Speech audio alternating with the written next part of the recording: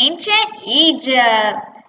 Ancient Egypt occurred between 3100 BCE and 320 BCE. Well, let's start back at Mesopotamia.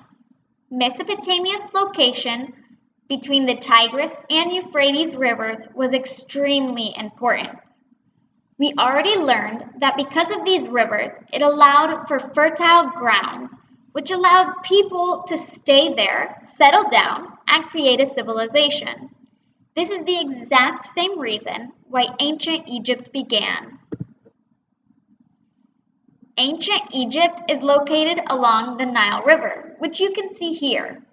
The Nile provided fertile grounds that allowed for farming and civilization to begin, just like it did in Mesopotamia. But how is Mesopotamia and Egypt different? Mesopotamia was located on flat lands that placed them at risk for invasion. Egypt had natural barriers that provided more protection from invaders. What were these natural barriers? Well, first, it was surrounded by desert. To the right, they had the Red Sea. To the north, they had the Mediterranean Sea. And in the Nile River, the rapids were so strong that people weren't able to easily cross. So they were completely protected from invasion. Where is Egypt now? Ancient Egypt was located in Africa, and it's still there today, just like you can see in this picture. So Egypt had an Upper Egypt and the Lower Egypt. The Upper Egypt was down here, the southern region of Egypt. The land was drier and more mountainous. Lower Egypt is this part here. It's the northern part of Egypt, where the delta flows into the Mediterranean Sea. This land was very fertile. You might be thinking, this seems a little backwards, having lower on top and upper on bottom.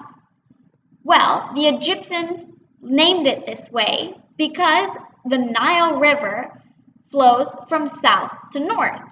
So they thought that everything went in this direction, going up. So the Nile reached Upper Egypt first and Lower Egypt second. These areas were completely separated in the beginning until they were united by a man named Menes in 3100 BC. That's exactly where our timeline begins. Next, let's talk about the Black and Red lands. The Black lands were fertile lands near the Nile River. Villages developed along the river so they could farm. This was the only land in ancient Egypt that could be farmed because of the rich black soil created by the Nile flooding each year. The Red lands were barren desert that protected Egypt on the two sides we talked about.